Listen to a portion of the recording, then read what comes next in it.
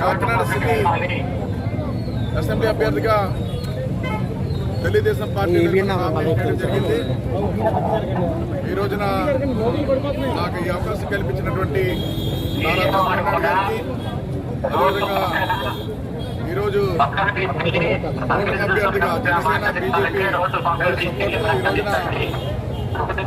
Nomination వేయడం జరిగింది.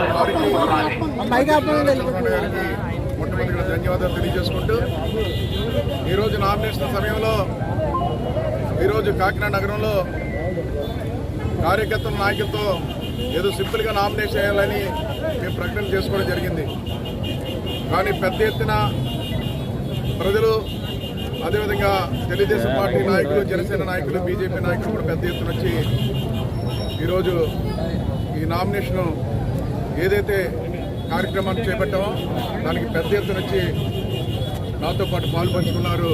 వారు మొట్టమొదటిగా తెలుగుదేశం పార్టీ నాయకులు, కార్యకర్తలకు, జనసేన నాయకులకు, కార్యకర్తలకు, వీరమహిళలకు, బీజేపీ నాయకులకు ధన్యవాదాలు. అదే సందర్భంలో కాకినాడ రోడ్డు మీద ఎవరు ఉండకూడదు, నామినేషన్ వేసే సమయంలో ట్రాఫిక్ అంతరాయం లేకుండా చాలా చోట్ల ప్రజలు పోలీసు వారి స్వాగతం పలకడానికి అక్క చెల్లెలు కానీ అందరూ కూడా రోడ్డు మీద ఎవరు కూడా నిలవరాదు, ఎండలో నిలిచి ఉన్నారు. ట్రాఫిక్ అంతరాయం కలగకుండా వాళ్ళ దగ్గర నేను ఆగలేకపోయాను.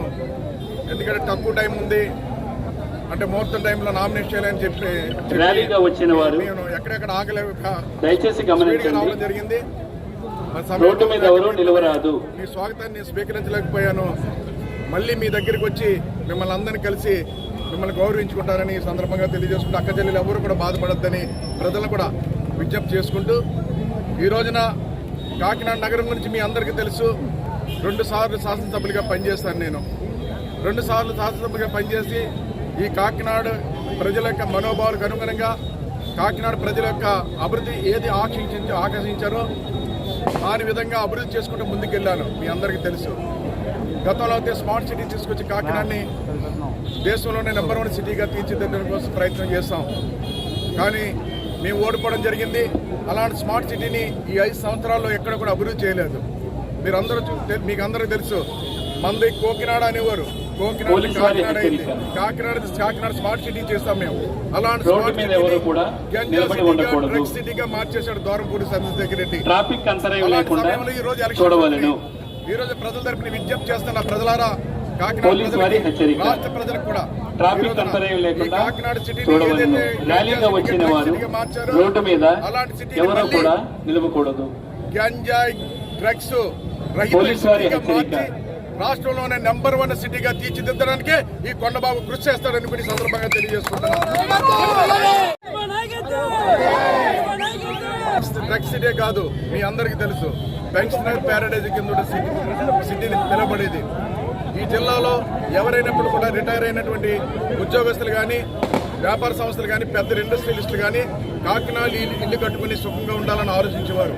అలాంటిది ఈరోజు కాకినాడ ఇల్లు కట్టుకోవడానికి భయపడుతున్నారండి.